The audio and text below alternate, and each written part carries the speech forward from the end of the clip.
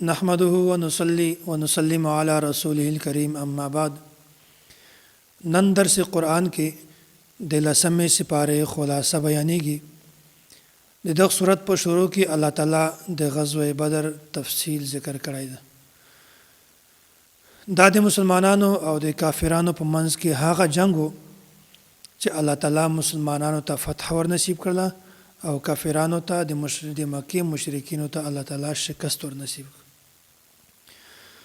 او دا هغه جنگو چې په دې کې د مسلمانانو د فتح هیڅ امکان نه او د مکې د مشرکینو او د کافرانو د شکست هیڅ احتمال نه، خو الله تعالی د خپل قدرت او د مدد نصرت په طاقت سره هغه شکست په فتح باندې بدل کړ. او دا هغه جنگ ده، دا غزوه بدر هغه جنگ ده چې د دینه د اسلام د فتوحاتو دروازې کولاو شو. او په دغه جنگ کې هر یو صحابي د دغه ځان ته مقام او مرتبه ده. کوم یو کس چې د غزوه بدر په موقع کې په جنگ کې شریک شوی وو، د هر یو صحابي ډیره غټه مقام او مرتبه ده. بیا الله تعالی دا خبره بیانوي، وایي که چیرته تاسو د جنگ په میدان کې د جهاد په وخت کې د الله تعالی مدد نصرت او فتح حاصلول غواړئ، بیا تاسو د شپږو شیزونو اهتمام کوئ. اول خدا ده چې تاسو ثابت قدمی اختیاروئ، او دوم نمبر دا ده چې تاسو د الله تعالی ذکر په کثرت سره کوئ. درم نمبر دا ده چې تاسو د الله تعالی او د الله تعالی د رسول اطاعت کوئ. او څلورم نمبر دا ده چې تاسو خپل منځ کې اختلافات کله هم پیدا کوئ. پنځم نمبر دا ده چې تاسو د مشرکی د کافرانو غونې تکبر او ریا دا کله هم اختیاروي. او شپږم نمبر آخري صورت دا ده که چیرته د جنگ په میدان کې داسې حالات راشي چې هغه ناموافق وي، بیا په داسې حالاتو کې صبر اختیاروي. دغه شپږ شیزونه الله تعالی بیان کړي دي. په دې باندې که چیرته تاسو عمل وکړئ، بیا به انشاءالله همیشه مسلمانانو ته فتح او نصرت ده ملاویږي. بیا الله تعالی مخته دی غزوه بدر چې کوم قیدیانو د هغو تفصیل بیان کړی ده. غزوه بدر کې الله تعالی مسلمانانو ته فتح ور نصیب کړه او کافرانو ته شکست ور نصیب کړه. او په دغه جنگ کې اویا غټ سرداران د کافرانو ول دا مسلمانانو قید کړل، ونیول.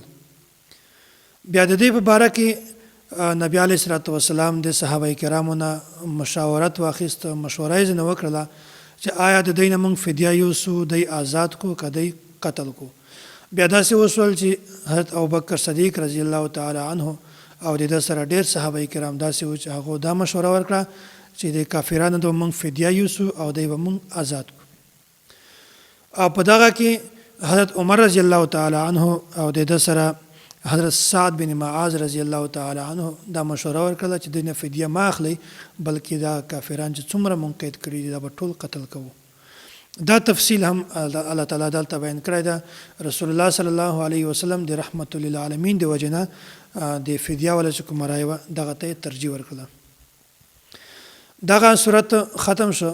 په دا نه مخته یو بل صورت ته صورت توبه.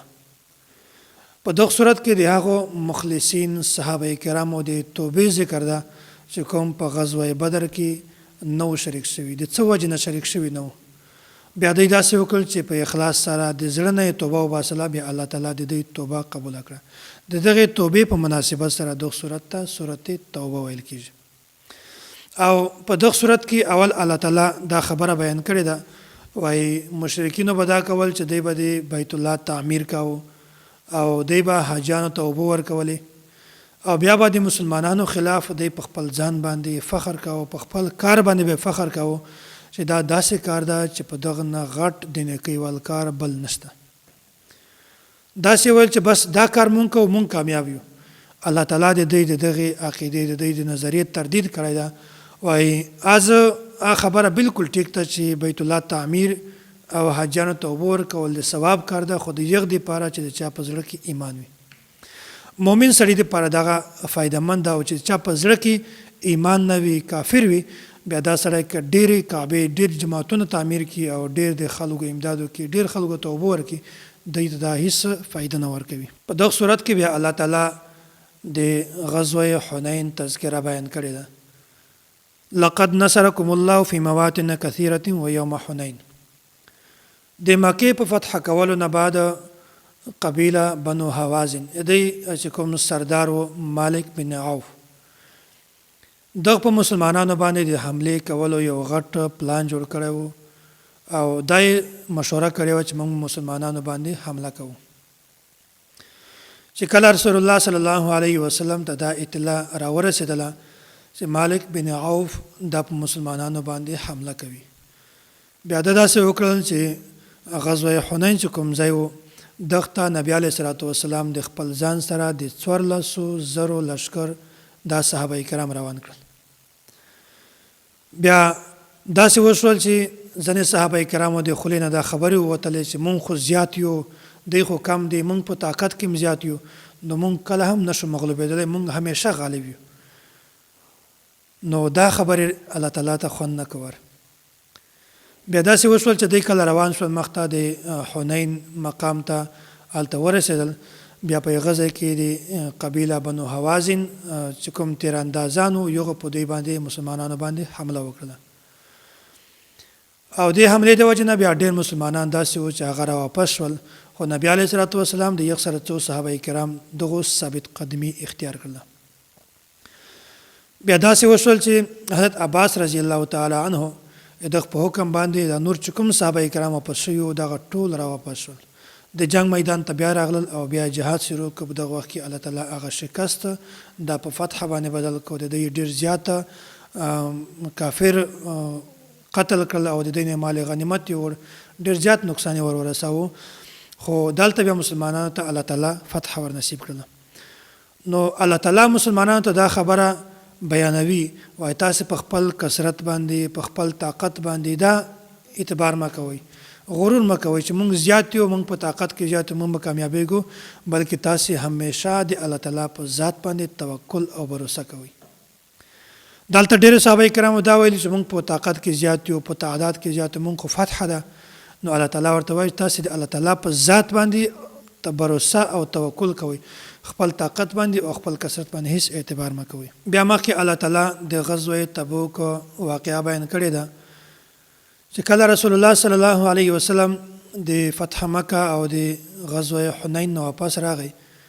بیا رسول الله صلی الله علیه وسلم ته دا خبر راورسېده چې د روم سلطنت کوم بادشاه د هرقل دا په مدینه منوره باندې حمله کوي او ډېره غټه تیاری شروع کړې ده.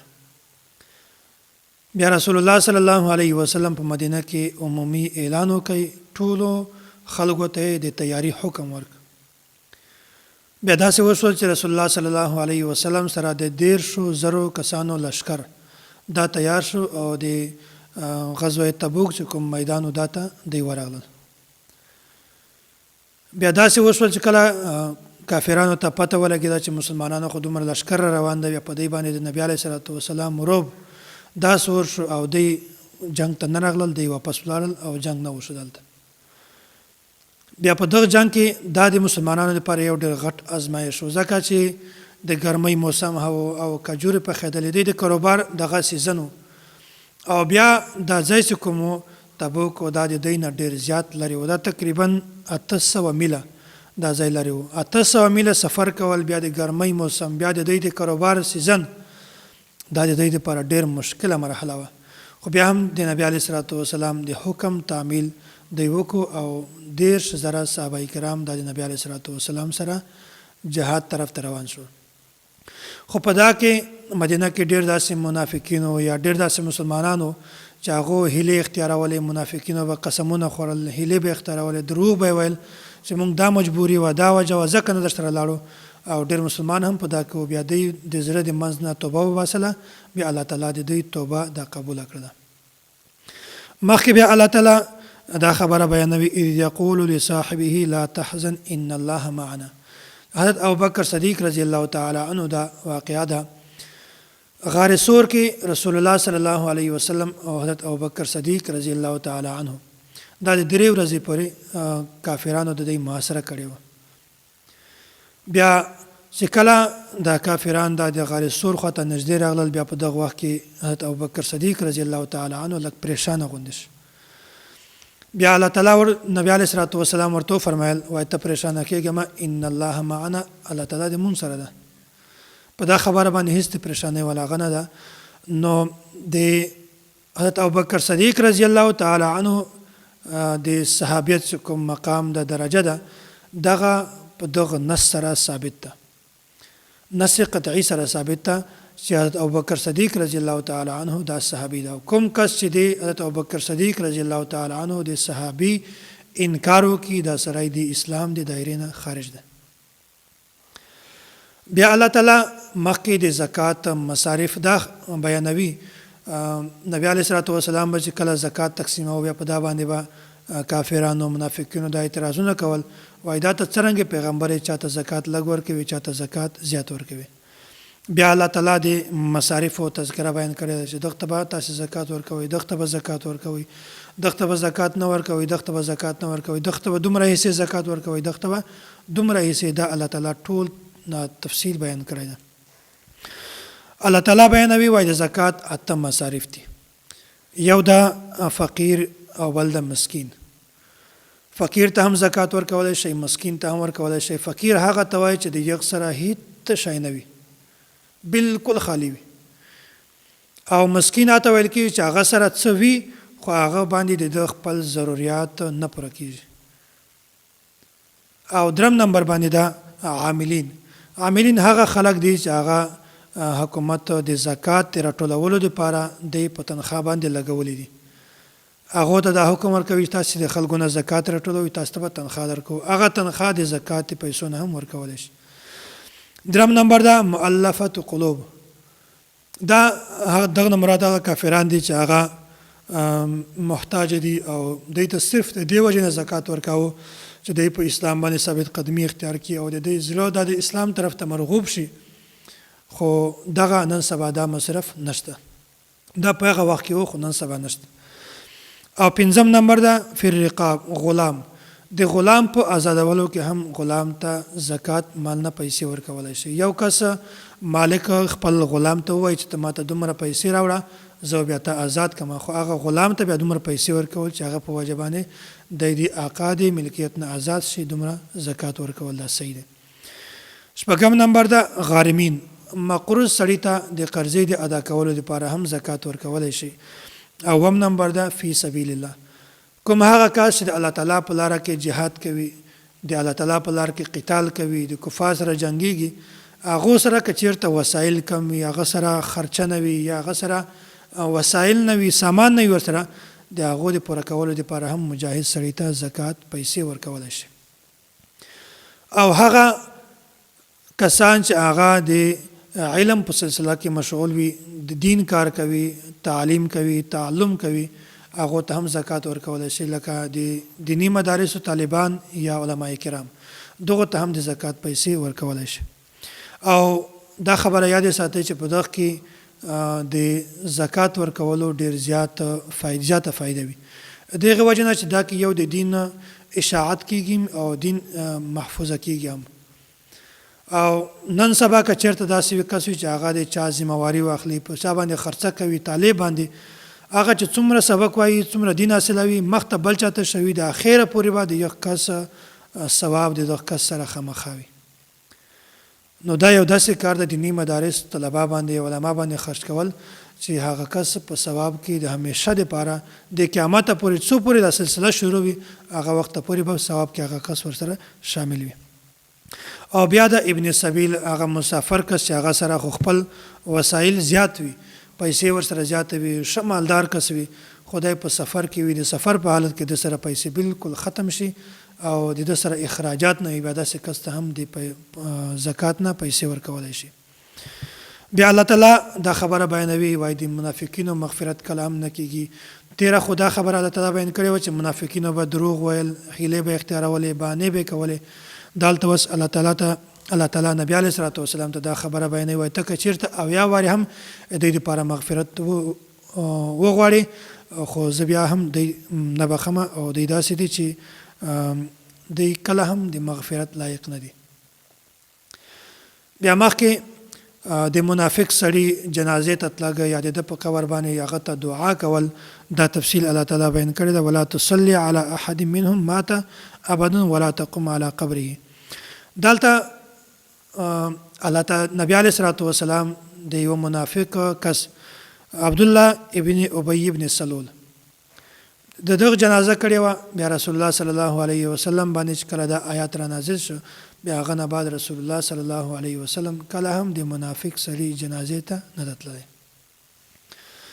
نو داسې دا ټول د منافقینو تذکره په دغه صورت کې موجوده ده او د سورۃ توبه وجه دا ده چې هغه صحابه کرام چې هغه د څه وجه نه په دغه غزوه کې غزوه تبوک کې شرکت نه وکړي بیا الله تعالی د توبه دا قبول کړه الله تعالی دې موږ ته ایمان را نصیب کړي او الله تعالی دې موږ ته د کفر نه په حفاظت کې وساتي واخر دعوانا ان الحمد لله رب العالمین